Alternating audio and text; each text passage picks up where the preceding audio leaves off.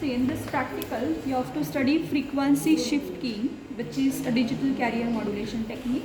For this, IC XR2206 is used, which is an oscillator IC. It generates two different frequencies, F for mark and F for space. And for this, we are using two different resistors and capacitors. For mark frequency, we are using R1 and C1, and for space, we are using R2 and C2. Okay? Now you have to do the connections. Connect VCC to VCC, then ground to ground.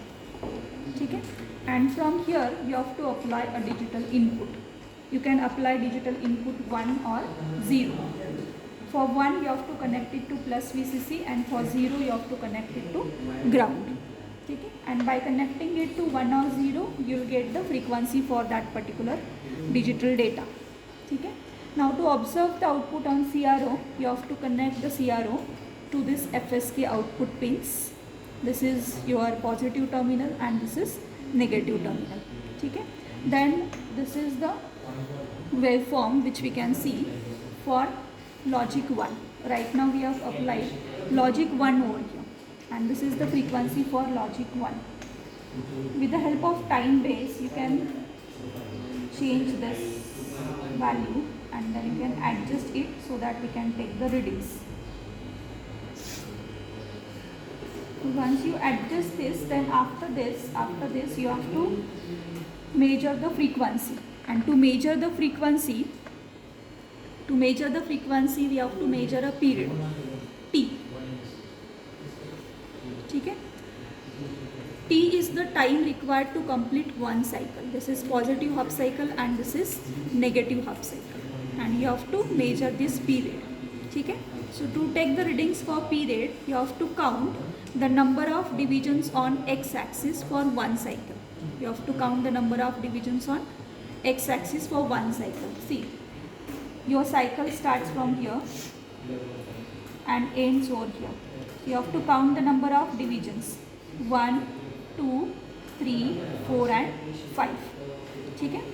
Number of divisions on x-axis are 5, and then multiply it by time based reading.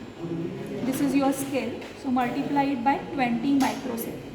5 into 20 microsecond is 100 microsecond, and then from this you can get frequency F is equal to 1 by T, 1 upon 100 microsecond. You will get the frequency 10 kilohertz. F is equal to 10 kilohertz. This is your frequency. Similarly, you can take the readings for space. For space, you have to remove this connection of the binary input and connect it to logic 0. Now, to adjust this display, you can use the time per division knob,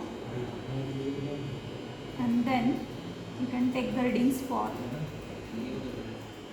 0. Here also you have to count the number of divisions on x-axis for one cycle. You can count it 1, 2, 3, 4 and 5. Again it is 5.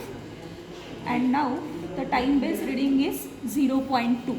So the value of period is 5 into 0.2 means 1 millisecond. Okay? Period is 1 millisecond, means frequency will be 1 upon 1 millisecond, that is equal to 1 kilohertz. Okay?